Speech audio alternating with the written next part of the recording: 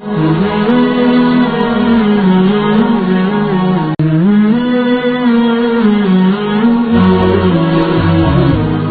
pertanyaan daripada kamu ayah, kadang kamu lih taubat, kadang hitun 3 minggu paling trip, alih nyentul kembali dalam dosa yang sama, pakai bancara tapi istiqamah hati bertetap dalam taubat. Taklah dah taubat nak mulo.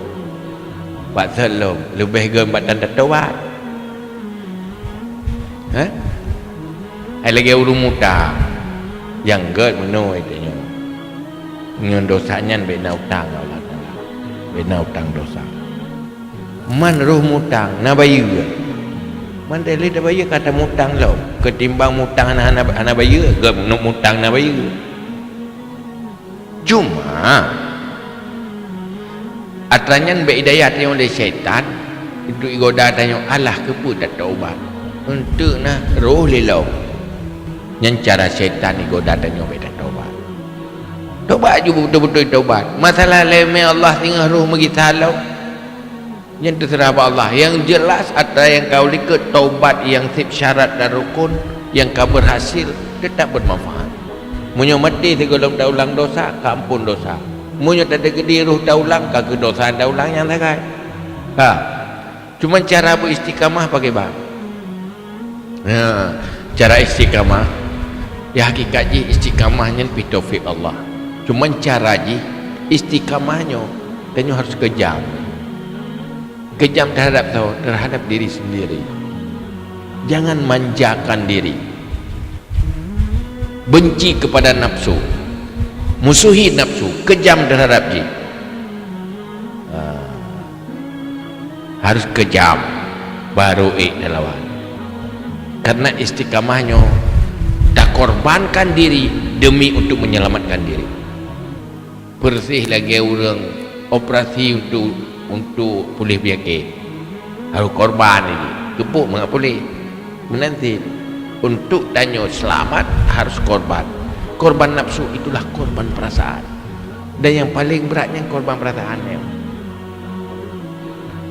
Anak berat korban harta, yang berat korban perasaan. Mesti korban harta, perasaan anak korban anak bumpu.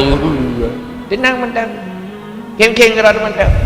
Anak juga masalah, pasal pegah juga masalah. Perasaan anak korban. Maka yang paling berat korban perasaan. Mau untuk istiqamah harus dimulai oleh pengorbanan perasaan. Kadang-kadang hati harus menjerit, tapi tetap dilakukan. Tetapi ji duduk akan mudah.